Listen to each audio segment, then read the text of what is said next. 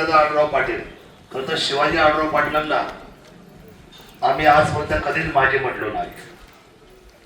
माझी याच्यासाठी म्हटलो नाही कारण ते सतत जनतेमध्ये वावरले राहिले म्हणून ते कधीच माझे झाले नाही, म्हणून ते आपल्यासाठी सदैव विद्यमान खासदार राहिलेले आहे. याच्या गाव भेटी दौऱ्याच्या निमित्ताने आपल्या तालुक्याचे विद्यमान आमदार अतुलशेठ बेनके, सभापती संजयराव काळे, आदरणीय सुरेशजी डोले, पांडुरंगजी पवार साहेब, भगवानजी गोलम साहेब, बाळासाहेबजी खिल्लारी, उपस्थित अरुणराव गिरे, बबन दादा, आदरणीय प्रकाश शेठ, आमचे मामा आदरणीय काळे साहेब, सन्माननीय आमचे दाजी, आमचे घरकरे बाळासाहेब,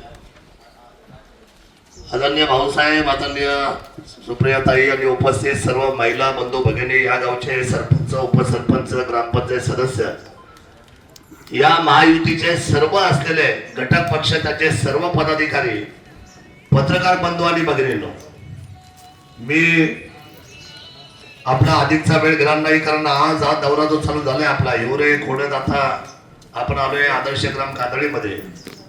आमचे नबाई दादा आहे, विकास आहे, दत्ता भाऊ आहे, आपण सगळीच मंडळी. खरं तर मला देशाच्या प्रती आपण सर्वप्रथम एक गोष्ट लक्षात घेतली पाहिजे. देशाच्या लढाईच्या बाबतीमध्ये आपण कॉम्प्रोमाइज करता कामा नये. कारण देश राष्ट्र हे सर्वप्रथम आहे. छत्रपती शिवरायांनी स्वराज्य सर्वप्रथम केलं आणि स्वराज्य उभं करत असताना याच्यामध्ये कोण जवळचा आहे कोण लांबचा आहे, पण त्या सगळ्या व्यवस्थेमध्ये, स्वराज्याच्या व्यवस्थेमध्ये त्यांनी अतिशय उंच अशा पद्धतीची धोरणात्मक भूमिका स्वराज्याची उभी केली आणि मग ते स्वराज्य आपल्या अटकेपार गेलं. आणि आज छत्रपती शिवरायांच्या नावाचा जो गवगवा आहे, जो अखंड हिंदुस्थानापासून जगापर्यंत आहे, त्याचं कारण की त्यांनी स्वराज्य डोळ्यासमोर प्रथम पाहिलं.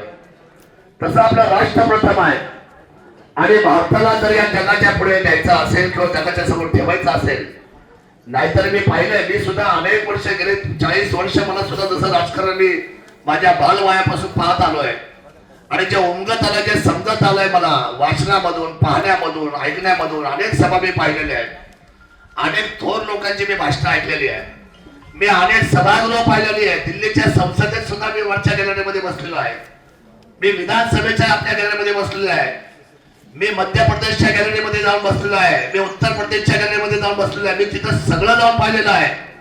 पण मी आपल्याला प्रामाणिकपणे सांगतो, हा सगळा जो प्रपंच मी जो अनेक असलेल्या लोकशाहीच्या असलेल्या व्यवस्थेचा पाहिला आहे, त्याच्यामध्ये मला एक गोष्ट आवर्जून आठवते की आतापर्यंतच्या भारताला संपूर्ण जगभरामध्ये जी उंची होती त्याच्यामध्ये भारताला सातत्याने संपूर्ण हे जे महासत्तेचे देश आहेत त्याच्यामध्ये अमेरिका असेल, रशिया असेल, जर्मनी असेल, जपान असेल, चायना असेल, या सगळ्या देशांनी भारताला बॅकवर्ड समजले होतं. बॅकवर्ड म्हणजे पाठीमागचा देश.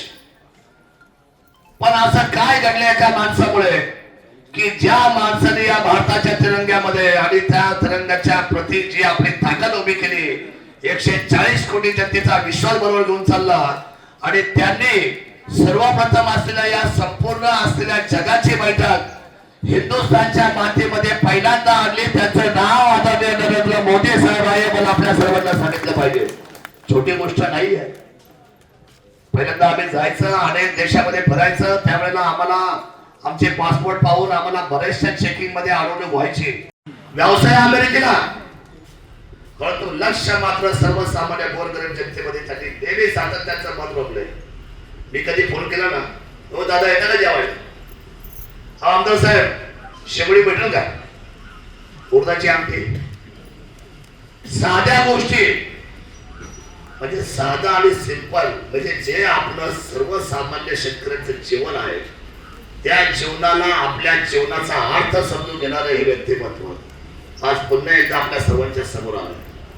आणि मला असं वाटतं त्यांना लौकिक अर्थाने खासदार होण्यासाठी आता बघा खूप लोक स्पर्धात्मक भूमिकेतून पाहतात.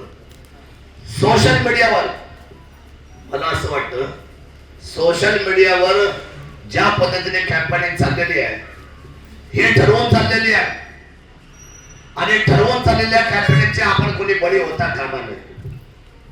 त्याचे आपण बळे होते, आपण ती जास्त चर्चा करतोय. मला असं प्रामाणिकपणे असं वाटतं की आपण कुणाचंही नाव न घेता शिवाजी आढळराव पाटील आपल्या उमेदवारांचे कसे योग्य आहेत आणि त्यांच्या बाबतीमध्ये तुम्ही पावसापासून चर्चा करा आणि म्हणा की होय शिवाजी आढळराव पाटीलच खासदार होते. बरं तुम्हाला उद्यापासून काय रिझल्ट मिळेल तो व्यक्त तर व्हा, बोलायला तर लागा. समजा सभापती बसले काहीच बोलले नाही, बाकीच्या बरोबर काय काय बोलले नाही बरं का, मुख्य लोक बसले काय बोलतेच नाही, काय सांगतेच नाही. व्यक्त व्हायला पाहिजे सभापती साहेब. प्रत्येक माणसाने इच अँड एव्हरी पर्सन, प्रत्येक माणूस हे बोलायचे दिवस आहेत. 30 दिवस बोल केव्हा तुम्ही 30 दिवस बोल केव्हा. शिरूर लोकसभा उद्या दिल्लीमध्ये बोलका झाल्याशिवाय राहणार नाही. शिवाजी आढळराव पाटील सभागृहात दादाशिवाय राहणार नाही, मला खात्री आहे. मी 20 वर्ष काम करतोय त्यांच्या बरोबर. आमच्यामध्ये कोणी काही सांगेल आम्हाला लोकांना उल्लू बोलवतात, तो बसले ना आम्हाला असं म्हणतात, दादा तुमच्या लय अन्याय झालं हो, म्हणजे खुद्र पात्र काढणार,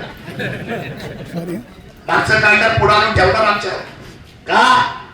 केवळ आमच्या मनामध्ये द्वेष, आमच्या बुद्धीमध्ये भेद, तुमच्या सगळ्यांच्या बाबतीत तेच करणार ते. कधी आशा त्याला सांगणार ताई तुम्हाला कोणी त्रास दिला, अरे बाबा ताईला तिकीट पण दिली ना त्यांनीच, चांगला काय सांगणार, वेगळं काहीतरी सांगणार. पण मी एक सांगतो, सामर्थ्यवान नेता आहे, विचारांचा नेता आहे, विचार त्यांच्या कर्तृत्वामध्ये आहे आणि कर्तृत्वाची जबाबदारी सांभाळणं हा शिरूर लोकसभेचा धर्म आहे. तो पाळल्याशिवाय तुम्ही राहणार नाही. उगाच घड्याळ का, धनुष्यबाण का नाही, अमुक का नाही, इकडं आलते तिकडं का गेले, आपला हा विषय नाही.